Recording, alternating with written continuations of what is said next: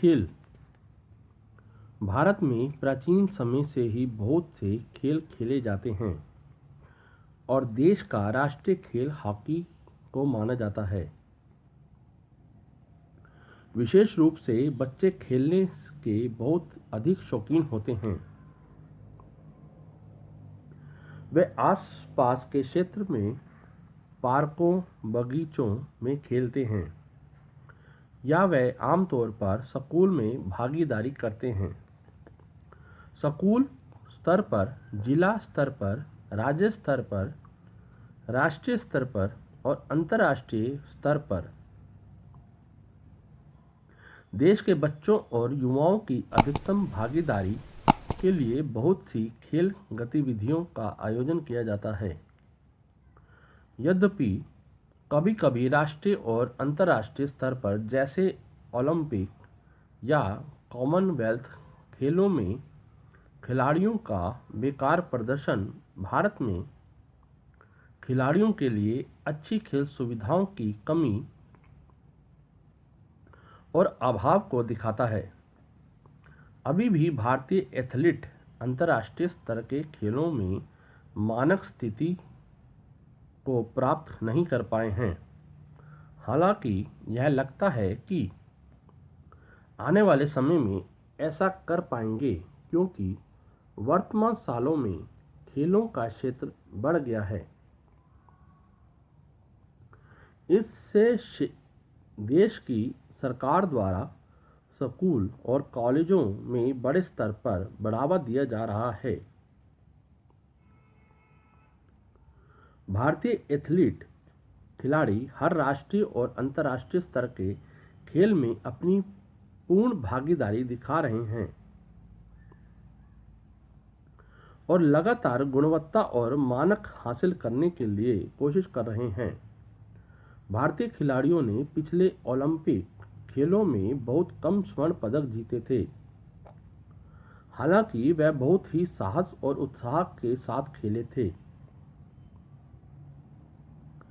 Bharat hockey, कुश्ती, cricket आदि कई खेलों में अग्रणी है। सबसे अच्छे खिलाड़ी का चुनाव उन विद्यार्थियों में से किया जाता है जो स्कूली स्तर पर या राज्य स्तर पर बहुत अच्छा खेलते हैं। अब भारत में खेलों की स्थिति बदल गई है और यह लोकप्रियता और सफलता पाने का अच्छा क्षेत्र बन गया है।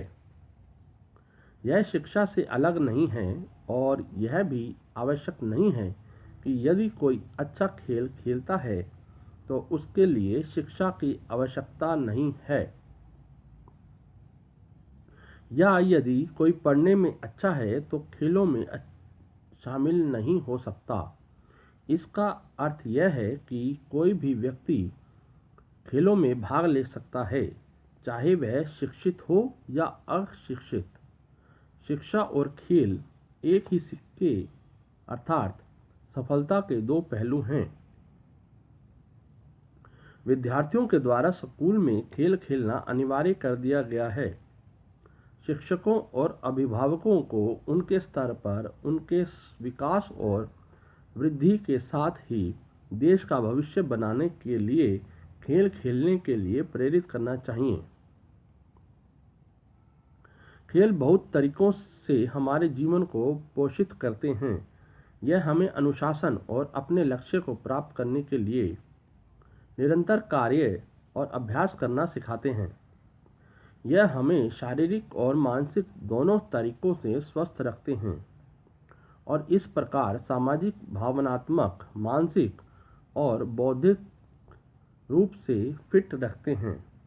इस तरह के एक प्रदूषित और दबाव के माहौल में जहां हर कोई तनाव देने के लिए और एक दूसरे के लिए समस्या पैदा करने के लिए तैयार हो जाता है, यह मनोरंजन और मन को एकाग्र करने का सबसे अच्छा तरीका है।